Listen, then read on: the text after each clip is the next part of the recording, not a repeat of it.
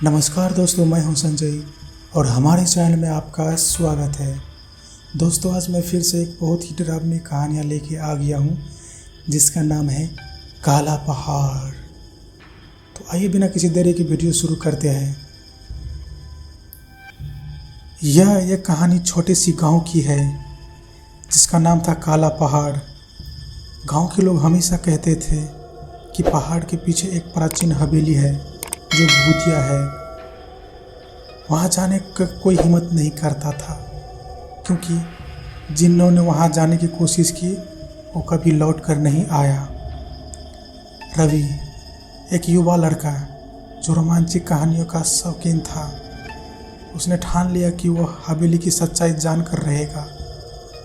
एक रात जब गांव के लोग सो रहे थे, रवि अपने दोस्तों के साथ पहाड़ की ओर निकल पड़ा।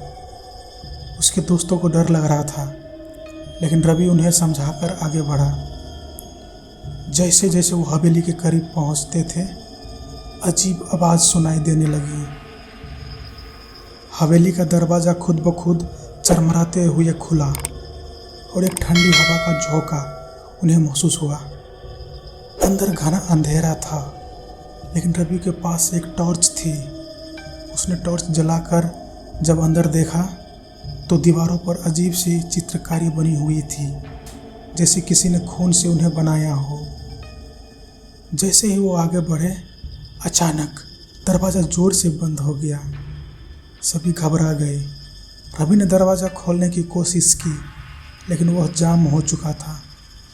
तभी हवेली के अंदर से एक धीमी भयानक हंसी गूंजने लगी। यह हंसी मानो सीधा उनके कानों में गूंज रही हो। रवि ने पीछे मुड़कर देखा तो उसे एक छाया नजर आई। वो छाया धीरे धीरे उनके ओर बढ़ रही थी। सब ने भागने की कोशिश की, लेकिन उनके पैर जैसे ही जमीन में घस गया हो। अचानक वो छाया तेजी से उनके ओर झपट और सबकी चीखें हवेली की दीवारों में गुम हो गई। सुबह गांव के लोग रवि और उसके दोस्तों को ढूंढने निकले, लेकिन कोई भी नहीं मिला। हवेली के दरवाजे पर बस एक खून का लिखा संदेश था, जो भी आया वो कभी लौट कर नहीं जाएगा। उस दिन के बाद से कोई भी उस हवेली का नाम लेने का हिम्मत नहीं करता था। लोग कहते हैं कि रात में हवेली से अजीब चीखे की आवाज़ आती है। गांव में रवि और उसके दोस्त के गायब होने के बाद एक अजीब सा सन्नाटा छा गया। गांव के बुजुर्गों ने लोगों को चेतावनी दी कि कोई भी उस हवेली से करीब ना जाए, लेकिन कई युवा मन में सवाल लेकर जी रहे थे, क्या सच में हवेली में कोई बुरी शक्ति है? बरसों बीत गए। एक दिन गांव में एक नई लड़की आई जिसका नाम था सानिया। वो शहर से आई थी और इन अजीबोगरीब कहानियों पर यकीन नहीं करती थी। उसने सुना था कि उसके भाई रवि और उनके दोस्त एक रात अचानक गायब हो गए और उसे यकीन नहीं कि सच में कुछ और है। उसने ठान लिया कि वो अपने भाई का पता लगाएगी, चाहे कुछ भी हो। रात का समय चुना गया। सानिया ने एक पुरानी डायरी और कुछ गांव के मानचित्रों की मदद ली। हवेली का रास्ता खोज निकाला। वो अपने कुछ दोस्तों के साथ हवेली की ओर निकल पड़ी, लेकिन इस बात गांव के लोग पहले से ज़्यादा डरे हुए थे। उन्होंने सानिया को चेतावनी दी कि वो हवेली पर ना जाए, लेकिन किसी बात सुनने को तैयार नहीं थी। जब सानिया और उसके दोस्त हवेली के पास पहुंचे तो वहाँ का वातावरण बेहद ही ठंडा था। हवेली अब भी वैसे ही खड़ी थी जैसे रवि के समय में थी। दरवाजे चरमरा रहे थे, खिड़कियां टूटी हुई थी और वहाँ एक भयानक खामोशी थी। जैसे ही वो अंदर घुसे, अजीब घटनाएं फिर से शुरू हो गई। हवेली के दरवाजे अपने आप बंद हो गए और एक डरावनी सरसराहट हर कोने से आने लगी। सानिया अपनी टॉर्च जलाई और रवि के नाम की पुकार लगानी शुरू कर दी, लेकिन उसके जुबान में केवल एक ही गहरी घबराहट पैदा करने वाली हंसी गूंजने लग गई। तभी सानिया की नज़र एक पुराने शीशे पर पड़ी। जहाँ उसे अपने भाई रवि की छवि दिखाई दी। वह शीशे के अंदर कैद था, उसके आंखों में भय था। सानिया चीख पड़ी, लेकिन तभी हवेली के अंदर की दीवारें हिलने लगी। उनके चारों ओर से पुराने फटे हुए पर्दे और टूटे हुए फर्नीचर हवा में उड़ने लगे, जैसे हवेली खुद ही जिंदा हो गई हो। सानिया ने महसूस किया कि हवेली की केवल एक ही इमारत नहीं थी, यह एक जिंदा दानव था जो आत्माओं को कैद करता था। उसने अपने दोस्तों को बाहर निकलने के लिए चिल्लाया, लेकिन हवेली उन्होंने घेर लिया। धीरे धीरे अंधेरे में वही छाया उभरी जो कई साल पहले रवि और उसके दोस्तों को निगल चुकी थी। इस बार वो सानिया की ओर बढ़ रही थी, लेकिन सानिया हार मानने वाली सी नहीं थी। उसने अपने टॉर्च की रोशनी छाया की ओर फेंकी और अचानक छाया की भयानक चीखें निकलने लगी। हवेली की दीवारों धड़कने लगी, जैसे वो छाया दर्द में हो। सानिया समझ गई कि यही इसका कमजोरी स्थान है, रोशनी। उसने तुरंत अपने दोस्तों से उनके फ़ोन से टॉर्च जलाने के लिए कहा और उन्होंने चारों ओर प्रकाश फैला दिया। छाया चीखते हुए हवा में विलीन हो गई और हवेली की धड़कन ढीली पड़ने लगी। लेकिन जब वो बाहर भागने लगे, सानिया ने देखा कि हवेली में एक कोना अब भी अंधेरे में ढका हुआ था और वहीं पर उसका भाई रवि खड़ा था, जैसे कुछ रोक रहा हो। सानिया ने साहस बटोरा और उस अंधेरे के कोने की ओर बढ़ी। उसने अपना हाथ रवि की ओर बढ़ाया, लेकिन तभी उसे महसूस हुआ कि एक ठंडी अदृश्य शक्ति उसे पीछे से खींचने की कोशिश कर रही हो। लेकिन उसने हार नहीं मानी। उसने पूरे जोर से रवि का हाथ पकड़ा और उसे अंधेरे से खींचकर बाहर निकाला।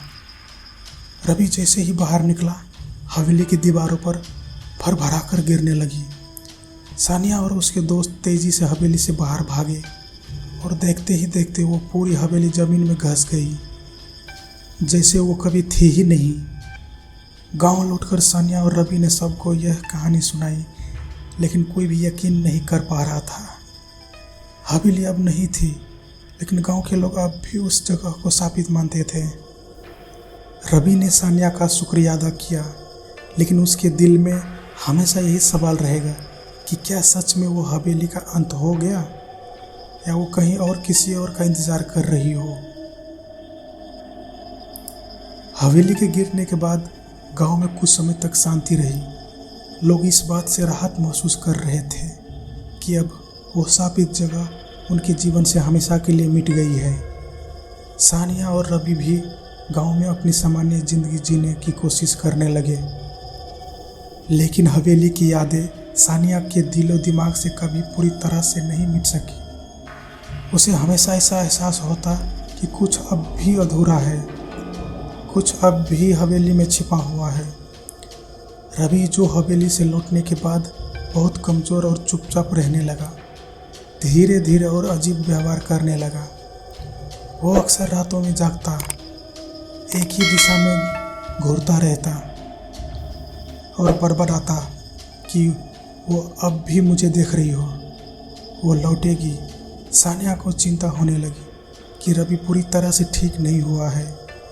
उसने गांव के कुछ बुजुर्गों से बात की, लेकिन वो भी अभी उसकी बात सुनकर परेशान हो गई। एक रात जब सानिया सो रही थी, उसे अचानक रवि की चीख सुनाई दी। वो तेज़ी से उसके कमरे के आगे भागी, लेकिन दरवाज़ा अंदर से बंद था। सानिया ने ज़ोर से धक्का देकर दरवाज़ा खोला और जो उसने देखा, उसकी आंखें और सांस थम गई। रवि कमरे के बीचों बीच खड़ा था। उसकी आंखें पूरी तरह से काली हो चुकी थी और उसके चेहरे पर एक अजीब सा मुस्कान थी। उसके चारों ओर एक काला धुआं सा घूम रहा था, जैसे कोई अदृश्य शक्ति हो उसे अपने कब्जे में ले रही हो। अचानक रवि की आवाज़ बदल गई और वो किसी औरत की भयानक आवाज़ में बोलने लगा, तुमने सोचा था कि तुम मुझे ख़त्म कर सकती हो, अब मैं लौट आई हूँ और इस बार तुम सबकी बारी है। सानिया को समझ में आ गया कि हवेली की आत्मा ने रवि को पूरी तरह से अपने कब्जे में कर लिया है। वो डर से कांपने लगी, लेकिन उसने खुद को संभाला और रवि के पास जाने की कोशिश की। जैसे ही उसने रवि का हाथ पकड़ा, उसके अंदर एक ठंडी लहर दौड़ गई। रवि ने उसे जोर से पीछे से धकेल दिया और अचानक उसकी आंखों में एक भयानक चमक उभर आई। तुम मुझसे नहीं बच सकती, वो औरत की आवाज़ में चीखा। सानिया समझ गई कि अब उसे जल्दी ही कुछ करना होगा, नहीं तो रवि हमेशा के लिए खो जाएगा। उसे याद आया कि गांव के एक बहुत पुराने पुजारी ने एक बार कहा था कि ऐसी आत्माओं लड़ने के लिए केवल एक ही तरीका है, हवेली से जुड़ी कोई चीज़। सानिया को तुरंत उस डायरी की याद आई जो उसने पहले ही हवेली में पाई थी। वो तेज़ी से अपने कमरे की ओर भागी और डायरी खोजने निकला। डायरी के आखिरी पन्नों में एक पुरानी मंत्र लिखी हुई थी, जिसे पढ़कर आत्मा को वापस स्थान पर भेज जा सकता। सानिया ने उस मंत्र को जोर से पढ़ना शुरू किया। जैसे ही उसने मंत्र के शब्द बोले, रवि चीखने लगा और कमरे में मौजूद काला धुआं और तेजी से घूमने लगा। आत्मा जोर से चिल्लाई, तुम मुझे नहीं हरा सकती, मैं लौटूंगी, मैं लौटूंगी। लेकिन सानिया बिना रुके मंत्र पढ़ना जारी रखा। धीरे धीरे धुआं कम होने लगा और रवि बेहोश होकर जमीन पर गिर पड़ा। आत्मा की चीख गूंज रही थी, लेकिन अंत में वो धीमी हो गई। रवि को होश आया और उसकी आंखें में फिर से वही पुरानी चमक लौट आई थी।